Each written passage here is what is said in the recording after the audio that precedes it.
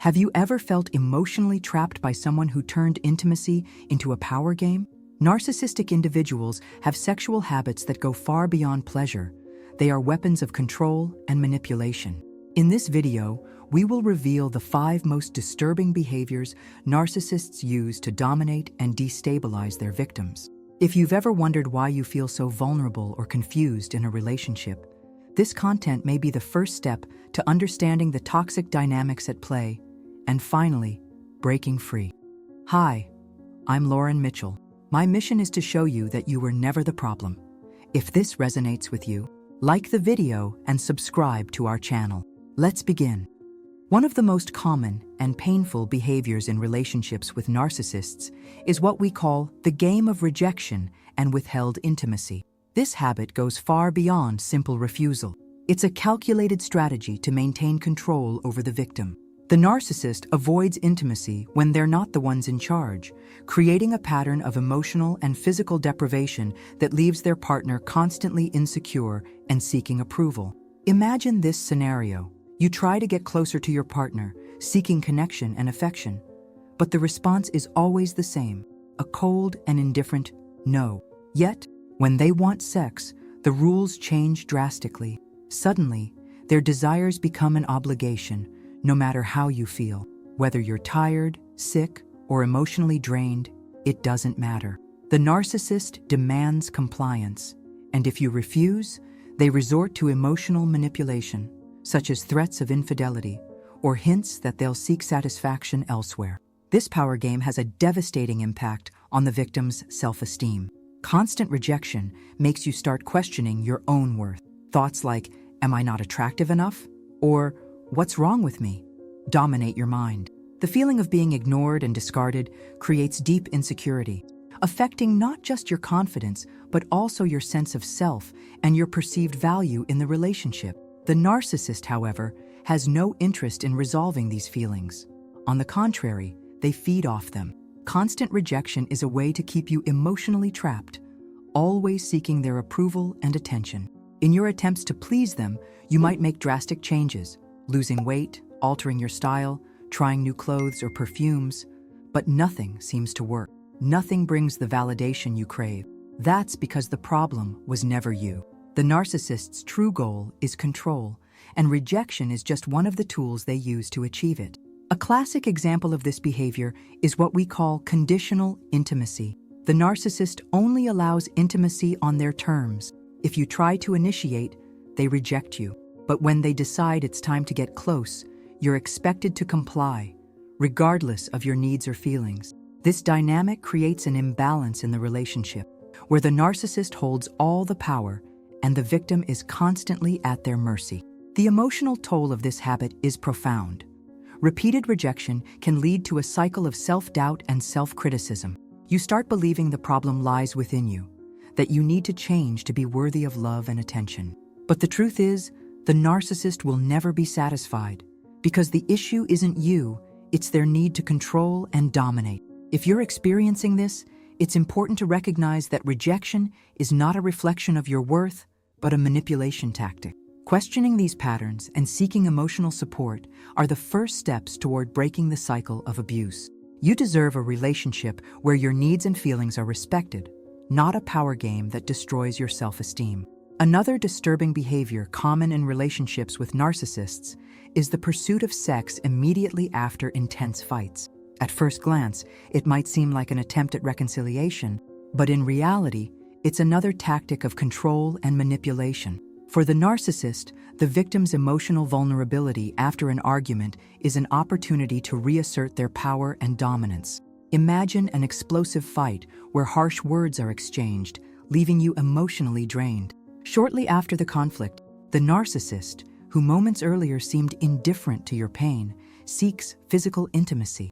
This behavior isn't motivated by love or a desire for connection, but by the thrill they get from seeing you weakened. For the narcissist, your pain is a source of excitement, and sex becomes a twisted way to reaffirm their control over you. This pattern is especially dangerous because it creates a vicious cycle known as trauma bonding. During the fight, your body is flooded with stress hormones like cortisol and adrenaline, putting you in a state of high alert. When the narcissist initiates sex after the conflict, your body releases dopamine, oxytocin, and endorphins, providing temporary relief and pleasure. This emotional roller coaster trains your brain to associate moments of reconciliation, even if fake, with feelings of connection and safety. However, this connection is an illusion. The narcissist has no interest in resolving issues or addressing the emotional wounds caused by the fight. For them, sex is a way to reassert power and ensure you remain emotionally trapped. When you give in, even while devastated, they feel victorious, as if they've secured further proof of your submission. A common example of this behavior is the narcissist's sudden shift in attitude after an argument. They may go from aggressive and critical to affectionate and seductive in minutes, using sex as a tool to fix the situation. But this reconciliation is shallow and devoid of any genuine intent to resolve problems. The narcissist doesn't care about the impact of their words or actions.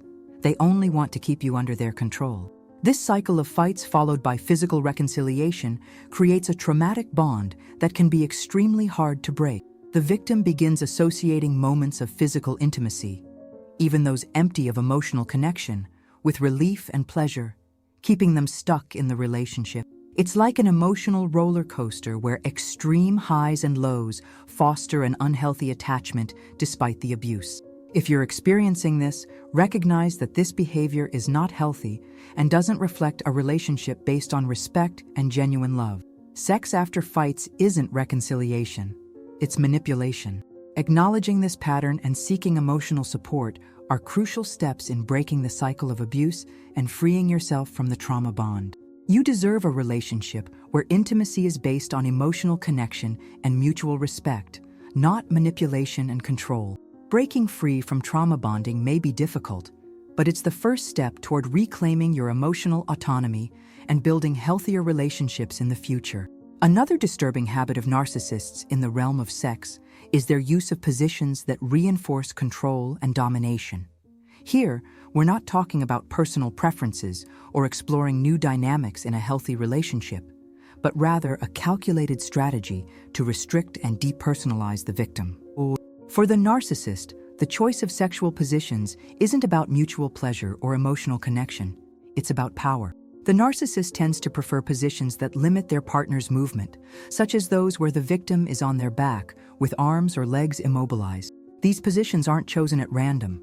They serve to ensure the narcissist maintains total control while the victim is reduced to a passive role. In many cases, the narcissist even discourages any attempt at active participation, saying things like, "Don't do that, I don't like it," or "Stay still." This dynamic isn't just physical, it's emotional. By restricting movement and participation, the narcissist treats the victim as an object, a tool for their own satisfaction. The victim's preferences and needs are completely ignored, while the focus remains solely on the narcissist's pleasure and control. This lack of reciprocity creates a sense of depersonalization, where the victim begins to feel voiceless and worthless in the relationship. A common example of this behavior is the narcissist's insistence on positions that place them in absolute power, such as those where they're on top and the victim is completely immobile. In these situations, the narcissist isn't seeking a shared experience, but rather dominance over their partner's body and mind. They may even use words or gestures that reinforce this control dynamic, like commands or comments that demean the victim's self-esteem. The psychological impact of this habit is profound. The victim starts feeling like they have no autonomy over their own body, like they're a disposable object. This sense of depersonalization can lead to a gradual loss of self-esteem and confidence, as well as a disconnection from their own sexuality. Instead of being an experience of pleasure and connection, intimacy becomes a source of anxiety and discomfort. If you're experiencing this, it's important to recognize that this behavior is neither normal nor healthy. In a relationship based on respect and genuine love, intimacy should be a shared experience where both partners feel comfortable and valued. If you feel restricted, ignored, or treated like an object during intimacy, it's a sign that something is deeply wrong. Recognizing this pattern is the first step to resisting it. Start observing how the narcissist behaves during intimacy. Do they prioritize their own needs over yours? Do they discourage your active participation? Do they use positions that reinforce their control? These questions can help you identify the domination dynamic and begin questioning it. Another disturbing habit of narcissists in the realm of sexuality is replacing real intimacy with fantasies and pornography consumption. Here, we're not talking about couples who mutually agree to incorporate these elements to spice up their relationship. The focus is on the narcissist's unilateral and abusive use of these tools to depersonalize the victim and avoid genuine emotional connection. For the narcissist, pornography and fantasies aren't just sources of pleasure. They're also a way to escape reality and maintain control over the relationship. Instead of seeking connection with their partner, they prefer turning to artificial substitutes where vulnerability and reciprocity aren't required. This choice isn't accidental. It reflects the narcissist's inability to emotionally connect with another person. Imagine this scenario. You're in a relationship, but during intimacy, the narcissist focuses entirely on adult content or fantasies that completely exclude you. They may even compare you to the people on screen, making comments like, "Why don't you do that?" or "You're not as attractive as her." These comparisons aren't just hurtful, they're a form of manipulation, projecting the narcissist's own shortcomings onto you. This behavior has a devastating impact on the victim's self-image. Constantly being compared to unrealistic standards makes them feel inadequate and unwanted. The sense of invisibility and devaluation leads to a drastic drop in self-esteem and creates emotional disconnection in the relationship. Instead of being a space for connection and affection, intimacy becomes a source of anxiety and insecurity. The narcissist, however, has no interest in addressing these feelings. On the contrary, they use pornography and fantasies to avoid real intimacy, which would require vulnerability and emotional connection. For them, fantasy is safer. There's no risk of exposure or confronting their own insecurities. Meanwhile, the victim remains trapped in a cycle of rejection and self-doubt, desperately trying to meet impossible standards. A common example of this behavior is the narcissist's excessive use of pornography, often in secret or in ways that completely exclude their partner. They may even justify this habit by criticizing the victim, saying things like, "You don't do it right," or "You're not attractive enough." These criticisms aren't about you. They're about the narcissist's inability to connect emotionally. The impact of this habit goes beyond self-esteem.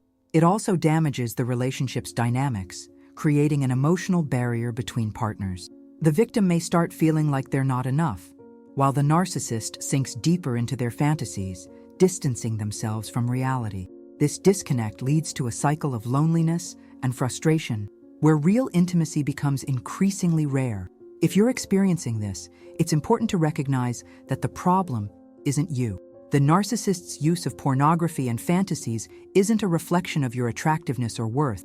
It's a way to avoid emotional intimacy. Questioning this behavior and seeking emotional support are essential steps to rebuilding self-confidence and breaking the cycle of abuse. The fifth and final habit is one of the most painful in a relationship with a narcissist: the complete absence of real intimacy. To the narcissist, their partner's body is nothing more than an object, a toy they use to satisfy their own needs without any regard for the victim's feelings or desires. This dehumanization is a hallmark of narcissism and has a profound impact on the victim's self-esteem and emotional well-being. At the beginning of the relationship, the narcissist may be incredibly seductive, creating an illusion of intense connection and overwhelming passion. They make you feel special, desired, and unique, as if you've never experienced anything so intense before.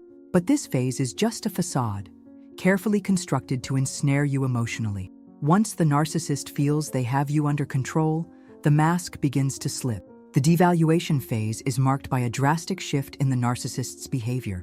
Intimacy, which once seemed passionate and intense, becomes cold, distant, and entirely one-sided. The narcissist no longer seeks emotional connection or mutual pleasure. They simply use you as an object to satisfy their own needs. When they're done, they withdraw without any display of affection, leaving you feeling empty and abandoned. A common example of this behavior is the narcissist's refusal to engage in simple acts of intimacy, like kissing or hugging. To them, these gestures represent vulnerability and emotional connection, things they avoid at all costs.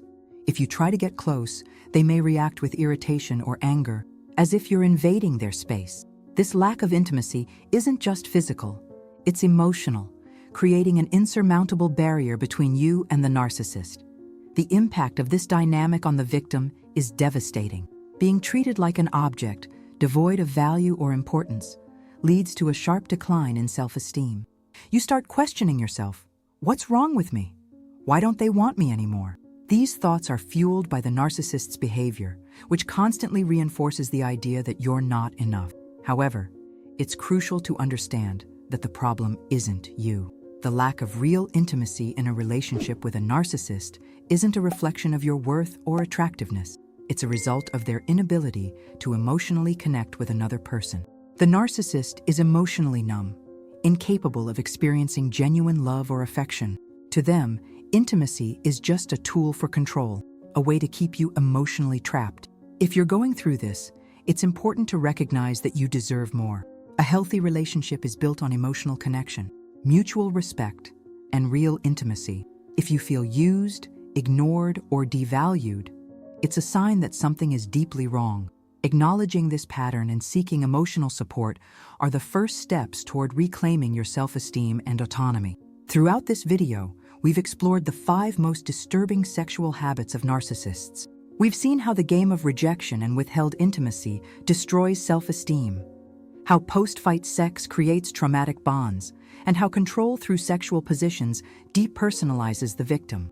We've also discussed the replacement of real intimacy with fantasies and the lack of emotional connection that defines relationships with narcissists. Each of these habits is a piece of the puzzle, revealing how narcissists use intimacy as a tool for control and manipulation. But it's crucial to understand that the problem was never you. The lack of empathy, the need for domination, and the inability to connect emotionally are traits of the narcissist, not flaws in you. If you recognized any of these behaviors, know that recovery is possible. Acknowledging these patterns is the first step to breaking free from the cycle of abuse and rebuilding your self-esteem. You deserve a relationship based on respect, genuine love, and reciprocity, and it starts with self-awareness and seeking emotional support. Check out the recommended video on your screen now. It may bring even more clarity to this topic. If you've made it this far, consider subscribing to our channel. Also, we'd love to hear about your experiences. Leave a comment below. And remember, you are light. Never forget to shine.